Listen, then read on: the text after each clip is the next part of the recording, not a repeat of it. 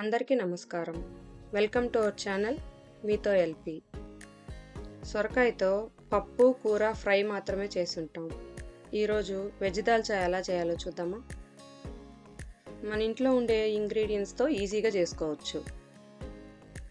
ముందుగా 1 కప్పు కందిపప్పు, 1 కప్పు మంచెనిపప్పు బాగా కడిగి 20 నిమిషాలు నానబెట్టుకోవాలి. కందిపప్పు, మంచెనిపప్పు ఈక్వల్ క్వాంటిటీలో తీసుకోవాలి. అప్పుడే ఈ కర్రీ బాగుంటుంది. తర్వాత కుక్కర్ పెట్టి నానబెట్టుకున్న పప్పును పోసి పసుపు, ఇంగువ, నీళ్ళు, 1 స్పూన్ నూనె, కొంచెం పుదీనా, కొంచెం కొత్తిమీర వేసి మూత పెట్టి 5 విజిల్స్ వచ్చే వరకు ఉంచి పక్కన పెట్టుకోవాలి.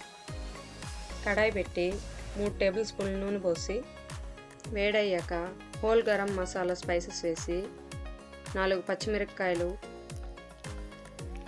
2 ఎర్రగడ్డలు, కొంచెం ఉప్పు వేసి బాగా వాడనివ్వాలి. బాగా వాడిన తర్వాత 1 టేబుల్ స్పూన్ అల్లం వెల్లుల్లి పేస్ట్ వేసి పచ్చివాసన పోయే వరకు వేయించి కోసి పెట్టుకున్న సొరకాయ ముక్కలు వేసుకోవాలి. సొరకాయ ముక్కలు పెద్దవిగానే ఉండాలి, చిన్నవైతే కరిగిపోతాయి. కొంచెం వేగిన తర్వాత 1 టమాటా వేసి అది మెత్తగా అయ్యే వరకు బాగా వేగనివ్వాలి. ఈ దాల్చాని వంకాయతో కూడా చేసుకోవచ్చు, కానీ సొరకాయతో అయితే టేస్ట్ బాగుంటుంది.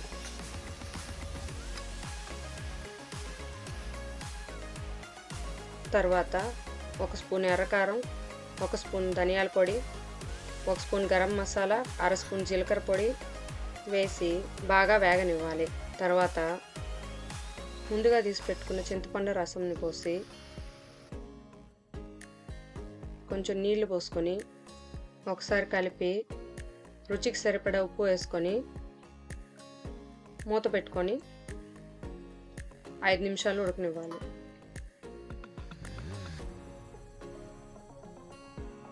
తర్వాత మూత తీసి ముక్క మెత్తగా ఉడికిందని చూసుకొని ఎనిపి పెట్టుకున్న పప్పును పోసి బాగా కలుపుకోవాలి. ఈ దాల్చాకి పప్పు మెత్తగా కాకుండా పప్పుగా ఉంటేనే బాగుంటుంది. ఈ స్టేజ్లో ఉప్పు చెక్ చేసుకొని కావాలంటే యాడ్ చేసుకోవచ్చు. కావలసిన నీళ్లు పోసుకొని కన్సిస్టెన్సీని అడ్జస్ట్ చేసుకోవాలి. మూత పెట్టి 5 నుంచి 10 నిమిషాలు బాగా ఉడకనివ్వాలి. అప్పుడప్పుడు కలుపుతూ ఉండాలి, లేకపోతే మాడిపోతుంది.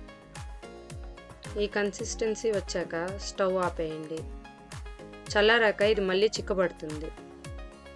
ఫైనల్గా కొత్తిమీర చల్లితే ఎంతో టేస్టీగా ఉండే వెజ్ దాల్చా రెడీ అయింది.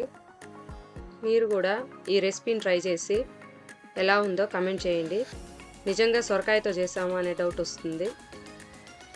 ఈ వెజ్ దాల్చాని బిర్యానీతో కానీ ఫ్లేవర్ రైసెస్తో కానీ తింటే చాలా బాగుంటుంది. ఈ రెసిపీ హైదరాబాద్లో చాలా ఫేమస్. మటన్తో చేసుకుంటారు. నాన్ వెజ్ తినని వాళ్ళు సొరకాయతో ఈ వెజ్ దాల్చా చేసుకోవచ్చు. మీకు ఈ వీడియో నచ్చినట్లయితే please like, share and subscribe. మళ్ళీ ఇంకో రెసిపీతో కలుద్దాం. Thanks for watching.